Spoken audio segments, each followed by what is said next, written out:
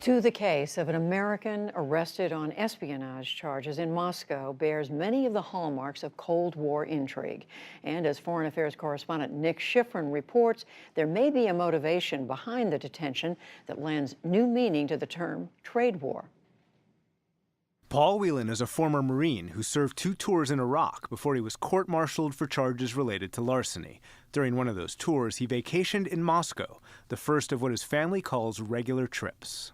He lives outside Detroit and works for the automotive supply company Borg Warner as its director of global security. Today, he's held at this detention facility in Moscow. After his arrest on Friday on suspicion of spying, Russian media today announced he was charged with espionage and could face up to 20 years in prison. Yesterday in Brazil, Secretary of State Mike Pompeo said the U.S. was seeking more information. We've made clear to the Russians our expectation that we will learn more about the charges, come to understand what it is he's been accused of, and if the detention is not appropriate, we will demand his immediate return. Shortly after, U.S. Ambassador to Russia John Huntsman visited Whelan in prison, and a State Department spokesperson said Ambassador Huntsman expressed his support for Mr. Whelan and offered the embassy's assistance through the Office of American Citizen Services. Ambassador Huntsman subsequently spoke by telephone with Mr. Whelan's family. Paul's a kind and a generous person. Paul's twin brother David gave an interview to CNN and released a statement saying Paul was in Moscow for a wedding and that his innocence is undoubted. He was asked to come and help Americans who hadn't been to Moscow, who were in the wedding party, to see the sights and to get around. And so Paul did that.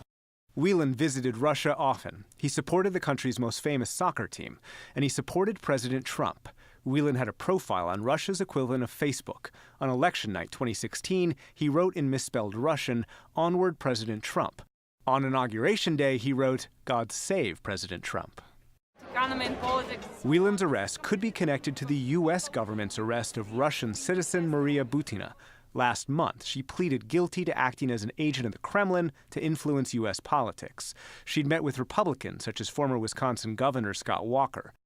Whelan's family insists he was not working for the U.S. government. So why did Russia arrest Paul Whelan, and how likely is it that he's a spy, as the Russians claim? For that, we turn to John Sipher, a 28-year veteran of the CIA who was based in Moscow in the 90s. He subsequently oversaw operations against Russian intelligence services and is now with the consulting firm Crosslead. John Sipher, thank you very much for being here. Nice to be here.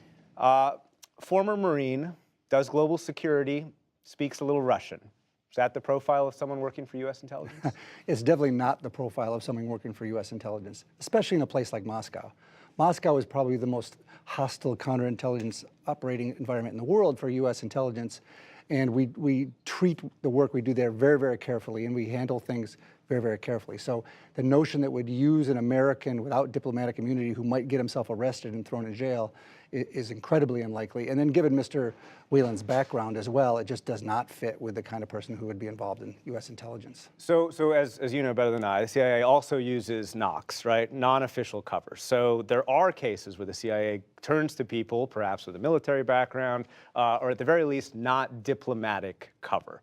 But even that, this is not an example of someone who's going to be in Russia working for intelligence services? Well, what's interesting is Mr. Putin grew up through the Cold War KGB. He ran the Russian intelligence service, the internal service. He's been president for almost 20 years, so he's seen the U.S. intelligence service work. There's been arrests and there's been defections and things over the years. So he knows very, very well how we work. And he knows very well that this is not how we work. So somebody like this, it just doesn't fit our profile, especially in Moscow. Now, it's possible that we may use different cover in different places, but in a place like Moscow where they're tracking us 24 hours a day and they're very focused on the United States as their main enemy, it would be foolhardy for us to try to do sort of sloppy intelligence operations like this. The Rosbald agency in Russia today, which has connections to Russia's intelligence service, reported that Whelan has spent years recruiting Russians and that accepted some kind of USB drive today of employees of a classified security agency. Is that credible?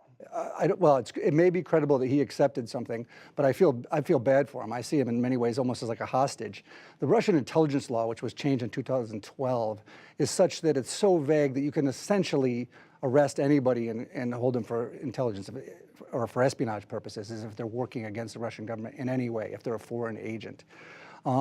It is certainly possible that the Russians could set somebody up that's not too savvy in the ways of this kind of security things, where he meets somebody and they offer him something or they hand him something and they arrest him illegally. And there's a long history through the Cold War of people accepting something and then being arrested so they can be used like in these hostage situations. As setups. Yeah, absolutely. And so the long history also of swaps. In the Cold War. So 1986, the U.S. picked up Gennady Zarkov. Nicholas Danilov, a U.S. journalist, was picked up subsequently afterward, and they were swapped. In 2010, something that you were involved with, Russia had arrested 4 for spying. The U.S. found 10 so-called illegal Russian spying in the United States, including Anna Chapman, most famously, and you were involved in that case. So could this be another swap?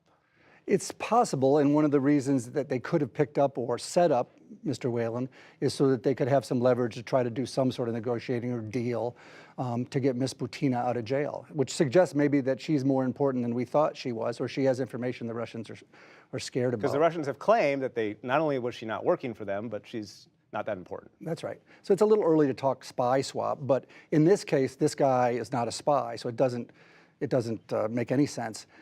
In the past, historically, there's been times where people who don't have diplomatic immunity and are kept in prison for a long time, when both governments realize it's in their interest to do a swap, they've done it. But in this case, where someone is wrongly accused, this fits more like we've seen in places like Turkey, Korea, Iran, where an American is arrested, and the U.S. government should put pressure on them just to let them out, not to give them something in return. John Sipher, thank you very much. Thanks, my pleasure.